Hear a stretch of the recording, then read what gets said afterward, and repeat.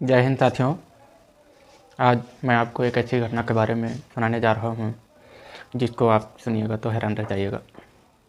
Social media पर दौलतमंद मर्दों को तलाश कर शिकार बनाने वाली खूबसूरत लड़की की कहानी। शादी करने के लिए एक लड़के ने, जो कि काफ़ी पढ़ा लिखा होता है, उसने शादी.com पर अपना प्रोफाइल बनाया और लड़की की तलाश करना शुरू कर देता है। आखिरकार उसको एक बेहद खूबसूरत लड़की मिल जाती है और मिलने के बाद जब उससे बातचीत का सिलसिला शुरू होता है तो लड़की कहती है कि तुम्हारी जाति अलग है और मेरी जाति अलग है, इसलिए हम दोनों इस शहर में ना रहकर बल्कि किसी दूसरे जगह पर सगाई करेंगे, ताकि किसी को पता चलेगा तो हो सकता है कोई इस बात का एतराज़ कर दे। लड़की ने अपने परिवार वालों को सहमति बनाकर लड़के के परिवार वालों को भी इसी तरह से मना लिया। आखिरकार बात बन जाती है और बनने के बाद दूसरे शहर यानी कि 26 जून 2022 को इनकी सगाई हो जाती है। और आजकल का सोशल मीडिया का ज़माना है। उस लड़के ने जब उस लड़की के साथ फ़ोटोग्राफ अपना सोशल मीडिया पर अपलोड किया तो उसके दोस्तों ने उसकी मजाक बनानी शुरू कर दी। दोस्त कहते हैं कि लड़की तो वाकई सचमुच खूबसूरत है, लेकिन इसकी तो शादी कई बार हो चुकी है, ये कितनों के साथ सुहागरात भी मना चुकी है, अब तुम्हारा कितना नंबर है, इस बात को कुछ कह नहीं सकते। जैसे ही ये लड़के ने बात सुनी, उसके पैरों तले ज़मीन खिसक जाती है। सोचने पर मजबूर हो जाता है। पता चलता है कि उस लड़के को ब्लैकमेल करने का सिस्टम शुरू हो जाता है। वो लड़का जब मना कर रहा था तो उसके जेल जाने की नौबत आ जाती है। वो बच तो जाता है, लेकिन एक IPS ऑफिसर की वजह से वहीं नहीं बल्कि कई ऐसे लड़के जो बच जाते हैं, जिनका भविष्य में हो सकता है उसके शिकार हो गए होने वाले थे, लेकिन कई ऐसे लड़के जो जेल जाते हैं और आज भी अपनी बदनामी को लेकर लोगों से मुंह छिपाते घूम रहे हैं। आज कहानी एक ऐसी खूबसूरत लड़की की है जो भी उसे देखता 10 से 12 मिनट उसके साथ रहती थी, वह उसे फंसा दिया करती थी। आज की जो सच्ची घटना के बारे में मैं आपको सुनाने जा रहा हूँ, ये सच्ची घटना मध्य प्रदेश का एक शहर है जिसका नाम जबलपुर। बात कर रहा हूँ साल 2016 की। एक लड़की जो कि BA की फाइनल ईयर की स्टूडेंट होती है, देखने में बेइंतहा खूबसूरत और इसकी उम्र लगभग 21 साल के आसपास होती है, जिससे कंप्यूटर टीचर के पास वह कंप्यूटर सीखने के लिए जाया करती थी। इसलिए उस लड़के ने उस लड़की से थोड़ी दूरी बना के रखा था, क्योंकि वह जानता था उससे साल 2013 से। लेकिन लड़की पीछे पड़ जाती है, कहती है कि मैं तुमसे शादी करना चाहती हूँ, शादी कर लो, नहीं तो मैं तुम्हें रेप केस में फंसा दूंगी। जब यह वाली बात हो जाती है तो लड़का कहता है कि शादी तुमसे किसी भी हालत पर नहीं करूँगा। जब लड़का तैयार नहीं होता है तो उसका जो कि वो टीचर होता है, तो लड़की सीधा जाती है धामापुर पुलिस स्टेशन में और जाने के बाद मुकदमा दर्ज करवा देती है। जैसे ही मुकदमा दर्ज होता है, पुलिस उसे गिरफ्तार करती और गिरफ्तार करने के बाद उस लड़की को जेल भेज देती है। लगभग यह बात 2016 की है। 2 साल तक तो वो जेल में रहता है। एक दिन जेल में ही सूचना मिलती है कि शादी कर लो, ये केस खत्म हो जाएगा। लड़के ने सोचा कि ज़िंदगी जेल में ही कट जाएगी, इसलिए शादी के लिए वो हाँ कर देता तो ठीक रहेगा। आखिरकार वो शादी के लिए हाँ कर देता है और उसकी शादी साल 2018 में हो जाती है। जब 2018 में शादी हो जाती है, मियाँ बीवी की तरह दोनों रह रहे थे। एक दिन ऐसा आता है कि वो अपनी नानी के गाँव चला जाता है। जब नानी के गाँव जाता है, नानी के गाँव उसका डिंडौरी में, वहाँ लगभग 2 महीने के आसपास रहता है। इसी बीच में वह लड़की एक बार फिर डिंडौरी थाना क्षेत्र में FIR दर्ज करा देती है। दहेज का भी मुकदमा दर्ज हो जाता है, साथ ही उस पर रेप का केस भी दर्ज कर दिया जाता है। यानी कि एक मुकदमा तो साल 2016 में था और एक मुकदमा साल 2019 में उस पर दर्ज कर लिया जाता है। लड़का बहुत ज़्यादा परेशान हो जाता है, सोचने पर मजबूर हो जाता है। आखिरकार वो उस संपत्ति वगैरह जो भी लूटना लाटना था, जो भी कुछ करना था, वो करा कर अपने रास्ते निकल जाती है। वो लड़का बेचारा अब कोर्ट के लगातार चक्कर काटना शुरू कर देता है, यानी कि इंतज़ार कर रहा था कि किसी भी तरकीब से उसकी ज़िंदगी बच जाए, क्योंकि वो लड़का उसके बारे में पहले से ही जानता था। अभी ये केस ख़त्म नहीं होता है कि इस लड़की की ज़िंदगी में एक और केस शुरू हो जाता है। दरअसल इस लड़की की ज़िंदगी में दूसरा लड़का आता है। वो इंस्टाग्राम पर या अपने आप को बताती है कि मैं पेटीएम कंपनी के लिए काम करती हूँ और तुम्हारे बारे में सुना है, तुम तो बहुत अच्छे घर के लड़के हो। यानी कि चॉकलेट का वो व्यापारी होता है और चॉकलेट का व्यापारी होने की वजह से उससे दोस्ती करती है और दोस्ती करने के साथ साथ उसके थोड़ा करीब जाना शुरू कर देती है। जब करीब जाना शुरू कर देती है, 10 मिनट के लिए इनकी मुलाकात होती है और जैसे ही 10 मिनट के लिए मुलाकात होती है तो इस लड़की ने कहा कि अगर लड़का और लड़की दोनों 10 मिनट तक साथ रह लें तो रेप का मुकदमा दर्ज हो जाता है, हो ही सकता है। जैसे ही उस चॉकलेट व्यापारी ने यह बात सुनी, उसके पैरों तले ज़मीन खिसक जाती है, सोचने पर मजबूर हो जाता है आखिरकार ये हो क्या रहा है। उस लड़के ने कहा कि ये क्या बातें हैं। तभी उसने कहा कि हाँ ठीक है, तुम बिल्कुल बच सकते हो, जो तुम्हारे ऊपर कोई कार्रवाई नहीं होगी, लेकिन बस तुम्हें थोड़े से पैसे देने पड़ेंगे। लड़के ने जैसे ही पूछा कि कितने रुपए देने पड़ेंगे, उसने डिमांड की 25 लाख रुपए, यानी कि 25 लाख रुपए दो और अपनी ज़िंदगी बचाओ। इस लड़के ने 25 लाख रुपए देना उचित नहीं समझा।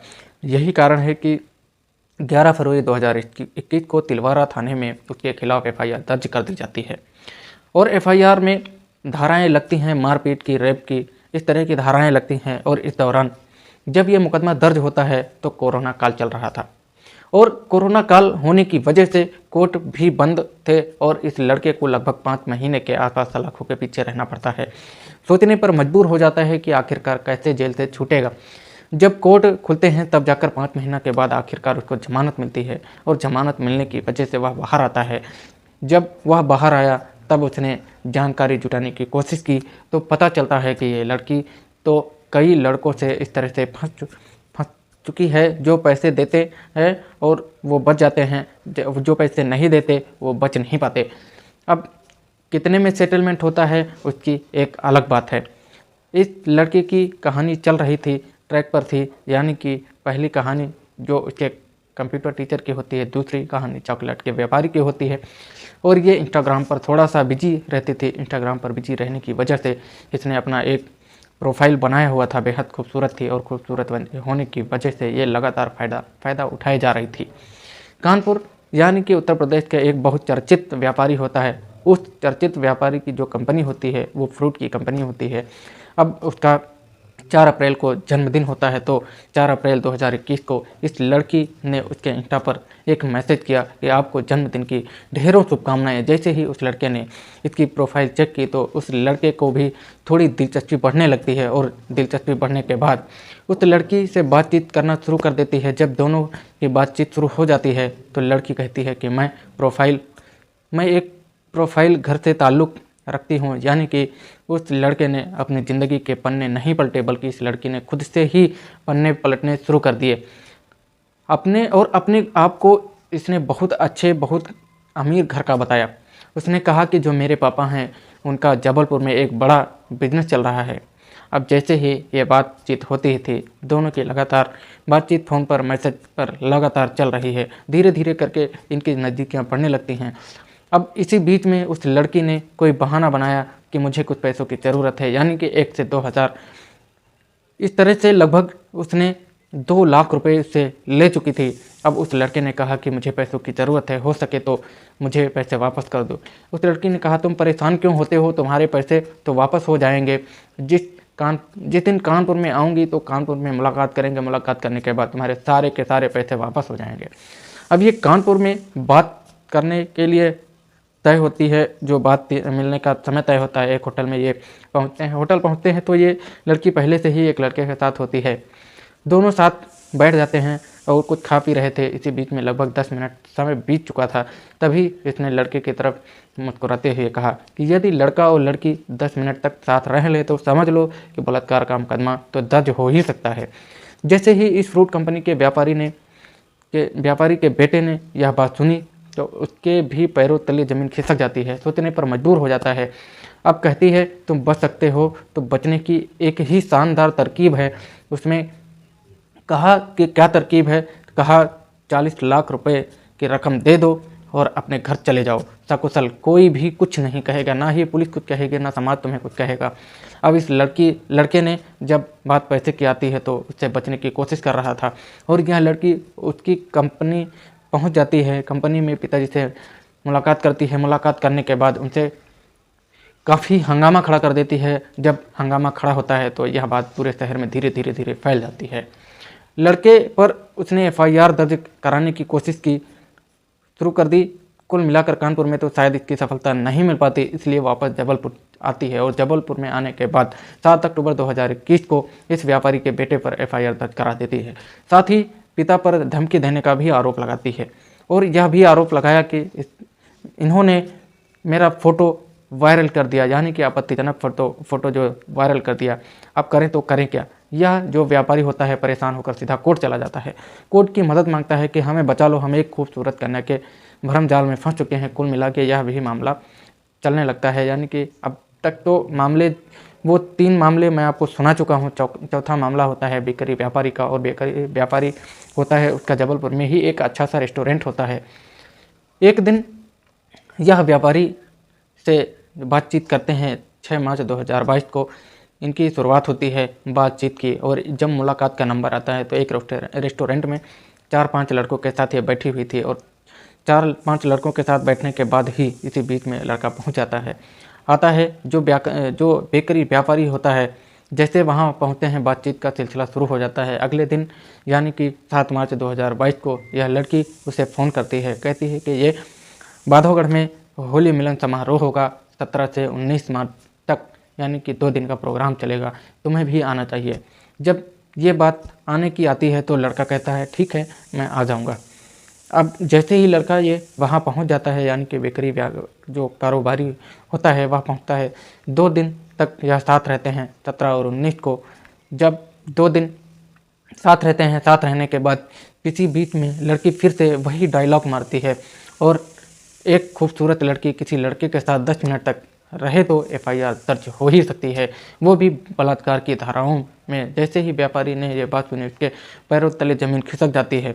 उससे जो डिमांड की जाती है, डिमांड होती है 15 लाख रुपए। आखिरकार वो लड़का इतना घबरा जाता है कि उस लड़की को उस वक्त शायद 18,000 की रकम दे देता है, और जैसे ही 18,000 की रकम दी जाती है तो अब ये संख्या जो थी रकम की वो 15 लाख से बढ़कर सीधे 30 लाख पहुँच जाती है। यानी कि जो पैसे दो नहीं तो तुम्हें जेल भिजवा दिया जाएगा। लड़का पैसे का इंतजाम नहीं कर पाता। आखिरकार 21 मार्च 2022 को ओमती थाना लगता है जबलपुर में, और उसके खिलाफ भी एफआईआर दर्ज कर ली जाती है। यानी कि 4 मामले होते हैं। जब एफआईआर दर्ज कर ली जाती है तो वो लड़का बेचारा परेशान सीधा पहुंच जाता है एसपी के पास, और एसपी के पास जाकर पूरी कहानी बयां करता है। कहता है कि साहब मैं बहुत दुखी हूँ, मैं बहुत परेशान हूँ, एक लड़की ने मुझे इस तरह से फंसा लिया है। एसपी ने इसकी पूरी बात सुनी। उन्होंने कहा ठीक है तुम परेशान मत हो, इसके लिए मैं लगभग इस मामले में एक एसआईटी गठित कर दे रहा हूं। एसआईटी गठित करने के बाद जो भी जांच होगी, जांच में जो भी सामने आएगा उसका दूध का दूध और पानी का पानी हो जाएगा। अभी एसआईटी की अपनी जांच कर रही थी कि 5वां मामला फिर से सामने आता है। एक गुप्तेश्वर जबलपुर निवासी होता है जो टैक्स का सलाहकार होता है, उसको बीवी की ज़रूरत थी, यानी कि वो शादी करना चाहता था। इसलिए अपनी शादी.com पर उसने अपना एक प्रोफाइल बनाया, और प्रोफाइल बनाने के बाद जून 2022 का एक हिस्सा होता है। उसको एक बड़ी खूबसूरत सी लड़की दिखाई देती है। जैसे ही उस खूबसूरत लड़की के संपर्क में आता है, इन दोनों की बातचीत का सिलसिला लगातार शुरू हो जाता है।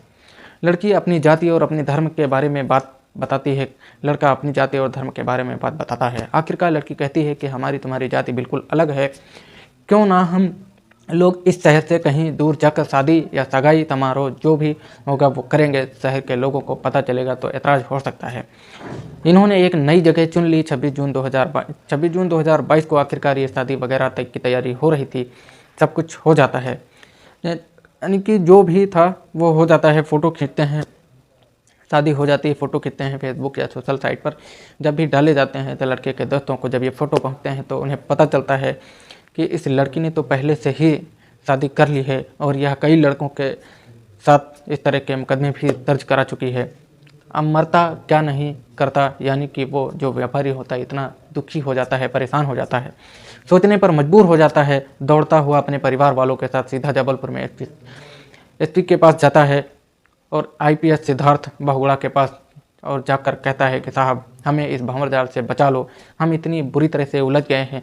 अब एसपी ने यह बात सुनी तो एसपी ने सोचा कि क्यों ना कहीं ऐसा ना हो कि यह किसी और थाने में जाकर एफआईआर दर्ज करा दे। तभी वह आदेश करते हैं पूरे ज़िले में, और कहते हैं भाई इस नाम से कोई शिकायत करने के लिए आएगा तो एफआईआर दर्ज नहीं की जाएगी, बल्कि पहले इस मामले की जाँच पड़ताल की जाएगी। ऐसा ना हो कि कोई बेकसूर लड़का इस मामले में फंस जाए। और कुल मिलाकर इस लड़की के खिलाफ एफआईआर दर्ज हो चुकी थी। पुलिस इसकी तलाश में जुट जाती है, लेकिन तलाश करने के बाद भी पुलिस को यह हाथ नहीं लग रही थी और उसने अपना जाल बनाना शुरू कर दिया। अब इसने हरियाणा की तरफ रुख किया। हरियाणा में एक इंस्टाग्राम से ही अपने इनके शादी.com पर अपना प्रोफाइल बनाया हुआ था और हरियाणा का एक जगह लगती है करनाल का रहने वाला गिफ्ट गैलरी संचालक होता है। उसकी इस लड़की पर नज़र पड़ती है और नज़र जब उस लड़की के देखने के बाद वह एकदम लट्टू हो जाता है। इन दोनों की बातचीत शुरू होती है। दिसंबर 2022 से बातचीत होती है। इस लड़की ने कहा कि मेरे घर में थोड़ी सी दिक्कत है, अगर तुम्हें कोई एतराज़ ना हो क्या मैं तुम्हारे यहाँ आ सकती हूँ। तो लड़की सीधा वहाँ पहुँच जाती है, यानी कि करनाल पहुँच जाती है। 1 महीना कोई ना कोई बहाना बना करके उसके साथ तो रहना शुरू कर देती है और रहते रहते इसी बीच उस लड़की ने कहा ठीक है मुझे थोड़ी दिक्कत है, यानी कि उसने जो अपनी असल रंग में था, असली रंग उसका सामने आने लगता है। कुछ दिन में के बाद इनसे कुछ विवाद होने लगता है और इस लड़की को 3-4 महीने कुरुक्षेत्र में रहना और रखने का इंतज़ाम कर दिया जाता है। जब इस लड़की के मोबाइल नंबर हो, बाकी सारी चीज़ें हो, मतलब कुल मिलाकर उस लड़की का भी जीना इसने मुश्किल कर दिया। जीना मुश्किल जब कर दिया, आखिरकार जब कहीं से कोई बात नहीं बनती तो 4 फरवरी 2024 को यह करनाल का ही एक रामनगर थाना होता है, वहाँ FIR दर्ज कर ली जाती है। यह गिफ्ट गैलरी का जो संचालक होता है वहाँ के शहर छोड़ते भाग जाता है और जब भाग जाता है अपनी जान बचाने के लिए तो पता चलता है कि पुलिस ने इसके जीजा को हिरासत में ले लिया है। आखिरकार इसको शामिल होना पड़ता है, यानी कि पुलिस के पास जाना पड़ता है और जाकर किसी तरकीब से अपनी जो भी एक कानूनी प्रक्रिया होती है उसके आधार पर ये अपनी जान बचाने की कोशिश कर रहा था। और जब ये बाहर आता है, बाहर आने के बाद जब पता चलता है, इसने जबलपुर के कुछ लोगों के बारे में संपर्क साधा और उनसे पता किया तो पता चलता है कि यह खूबसूरत लड़की आखिरकार हाई प्रोफाइल घरों के लड़कों को फंसाती थी अपने प्रेम जाल में और उनसे सोशल मीडिया पर बातचीत किया करती थी। यह भी बताया जाता है कि जब फ़ोन पर बातचीत करती थी तो मीठी मीठी बातें करने के बाद अपने मोहित कर लिया करती थी और साथ ही कुछ फ़ोटो या फिर जब सामने वीडियो कॉल के माध्यम से आती थी तो उसको भी देखकर लट्टू हो जाया करते थे, यानी कि इसकी खूबसूरती पर जब कोई भी लट्टू हो जाया करता था तो इसलिए ये लगातार इस तरह से फंसाती चली जाती थी। और मैंने आपको एक ही लड़की की 6 कहानियाँ अलग अलग रूप में सुनाई। ये जो कहानियाँ जो कागज़ों पे आ चुकी हैं, ऐसी कहानियाँ इस लड़की की बताई जाती हैं कि वो कागज़ों पे ही नहीं आई, यानी कि FIR तक नौबत ही नहीं आई और पैसे ले देकर ये झूठ जाया करती थी। इससे ये भी बताता है कि अकेली नहीं बल्कि इसके साथ कई और पढ़े लिखे लोग हैं। पढ़े लिखे लोग जो दूसरों को न्याय दिलाने की बात करते हैं, लेकिन इस लड़की के साथ मिलकर वो बड़े बड़े घरों के युवाओं को फंसाने की बात करते हैं। सामाजिक कार्यकर्ताओं ने इस लड़की के खिलाफ आवाज़ उठाई और उसके बाद फिर SP जबलपुर, जिनका नाम होता है सिद्धार्थ बहुगुणा, वहाँ तक बात पहुँचती है। साल 2010 के IAS बैच के ऑफिसर होते हैं और आखिरकार जब उन्होंने आदेश दिया, SIT की टीम जांच पड़ताल करती है। जांच पड़ताल करने के बाद ये लड़की सचमुच थोड़ी बहुत पूरी दोषी पाई जाती है और 19 फरवरी 2024 को इसको गिरफ्तार कर लिया जाता है। इसके खुद के ही घर पर जो द्वारका नगरपुर में गिरफ्तार होती है। गिरफ्तार करने के बाद 20 फरवरी 2024 को कोर्ट में पेश किया जाता है। कोर्ट में पेश करने के बाद इसको जेल भेज दिया जाता है। पुलिस ने इसको गिरफ्तार करने के 1 साल तक ये पुलिस को चकमा देते आखिरकार उमती थाना क्षेत्र की पुलिस को सफलता मिली है और इसको गिरफ्तार करती है। गिरफ्तार करने के बाद जेल भेज देती है। दोस्तों, इस पूरे घटनाक्रम को सुनाने का उद्देश्य किसी को परेशान करना नहीं है, किसी का दिल दुखाना नहीं है, बल्कि आपको जागरूक करना है, आपको बताना है, आपको जताना है। 10 मिनट के चक्कर में तो बिल्कुल भी ना फंसें, खासकर जो सोशल मीडिया और सोशल साइट पर बनी हुई कुछ ऐसी साइटें हैं जहां से लड़कियां दिखती खूबसूरत हैं, लेकिन वो ऐसा भी लगता है शायद ये फ़िल्टर इस्तेमाल किया जाता है। वहाँ भी अपने आप को बहुत ज़्यादा खूबसूरत दिखाया जाता है, लेकिन यह लड़की जब सचमुच थाने में आती है तो पुलिस के सामने जाती है, मीडिया वालों के सामने जाती है और जब इस लड़की को देखा तो यह सचमुच खूबसूरत थी, लेकिन जितनी बाहर से सुंदर थी अंदर से उतनी ही कुरूप थी, क्योंकि जिस तरह की उसकी आदत बन चुकी थी शादी करना और फंसाना और रेप का मुकदमा दर्ज कराना, इस तरह से ये सारी बातें होती हैं। तो आप अपना ख्याल रखें। जय हिंद, जय भारत।